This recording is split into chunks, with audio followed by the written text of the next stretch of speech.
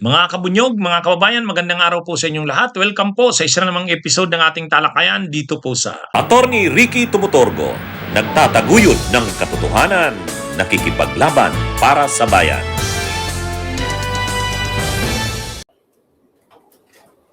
Na ako'y kahadlok, nga moabot ang adlaw na dawaton na lang nato ang kapobrihon isip kapalaran.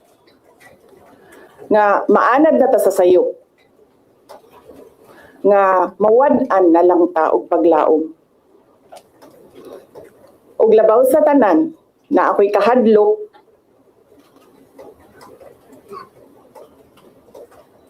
nga moabot ang adlaw nga wala na tay Pilipinas nga ikahatag sa atong mga anak. I cannot kneel before each and every Filipino to beg for forgiveness. Instead, I offer my life, my strength, and my future in the service of our nation. Mga kababayan, ibalik natin ang tapang at malasakit para sa Diyos, sa bayan, at para sa bawat pamilyang Pilipino.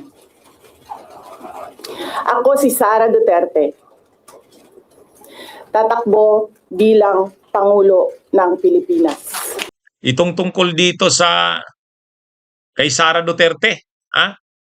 Mga kabunyog, mga kababayan, nakakahiya ito. Balita sa Washington Post, balita sa Washington Post sa US. Ang pagkakabalita doon, ang title ganito: Sara Duterte, daughter of jailed pro-China leader, announces presidential run in the Philippines. Imagine niyo yung ganyan. Binalita yung pag-announce ni Sara Duterte na tatakbo siyang presidente. Okay, ibig sabihin malaking balita naman talaga siya. Balita siya sa ibang bansa. Ngayon, ang problema, yung pagkakabalita.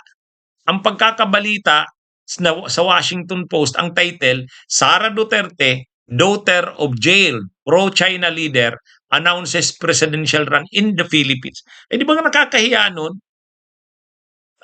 Negative ito kay Sara.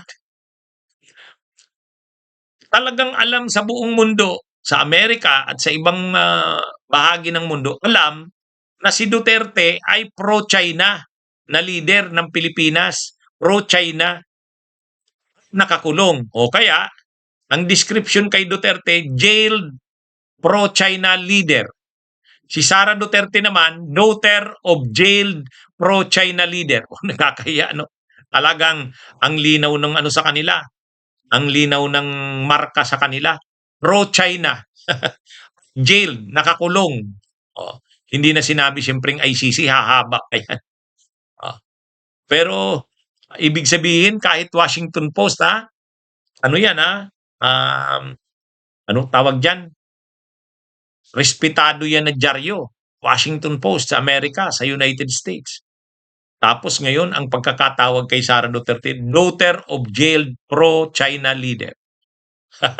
Binalita nga naman sa US, sa Washington Post, laman ng kanilang balita na si Sara Duterte ay tatakbong presidente, nag-announce na. Pero ang pagkakadescribe sa kanya, daughter of jailed pro-China leader, ang pangit. Paano pa ngayon nila madidinay yan, nila Sara Duterte? Paano pa madidinay ng kampo ni Sara Duterte na sila hindi pro-China? Kilalang kilala sila. Yung Duterte, si Tatay Digong nila. Saka sila mismo, mga Duterte, pati yung mga kaalyado nilang politiko, kilalang pro-China. Kaya pagbalita doon sa Washington Post, daughter of jailed pro-China leader, kakahiya. Nakakahiyang tawaging pro-China eh. Dahil mayroon tayong problema sa China. Kinakamkam ang teritoryo natin sa West Philippines. Tapos, ang tawag kay Duterte, pro-China.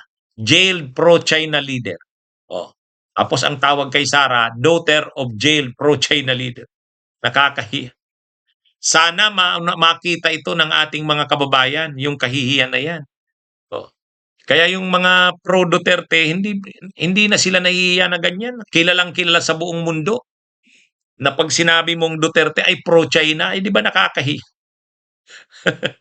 Kaya ewan ko dito sa mga DDS, paano nila nasisikmura yung ganyan, ano?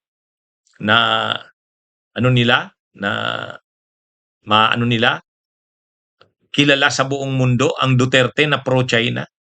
At si Sara naman ay kilala ring daughter of jailed pro-China leader. And yet, deny sila niyan. Hindi naman daw sila pro-China. Pro-Philippines daw sila. I have been always for this country and I will always be. Hindi po ako pro-China kahit kailan. Ako po ay pro-Pilipinas at sa interes ng Pilipinas. Pangkahin ko kayo. Ha? Willing ako magpapakamatay dyan sa West Philippines Sea kung sabihin nila na pro-China ako. Willing ako makipagira dyan sa West Philippines Sea. Ha? Sabihin nyo, pro-China? Hinahamon ko na nga sila. Kung gusto nila, bigyan ko sila ng baril at bala. Atakihin natin yung mga nambubuli dyan sa West Philippines Sea. But is it productive na just because you don't agree on a certain point, siya pro-China, ikaw, di ba? So, let me ask you this question. Can you be pro-Philippines without being anti-China? Oh.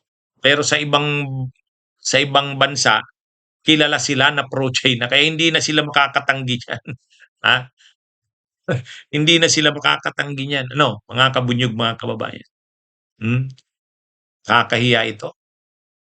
Sana magising na ang ating mga kababayan na sila Sara Duterte at ang pamilya Duterte ay pro-China.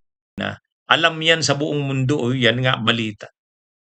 Kaya lang marami pang nabubudol sa Pilipinas. Marami pang napapaniwala na ang mga Duterte ay hindi naman daw ano. Anyway, mga kabunyog, yan po ang ating talakayan. Magandang araw sa inyo. I just simply love Xi Jinping. He understood, he understands my problem, and is willing to help. And I'd like to say thank you, China.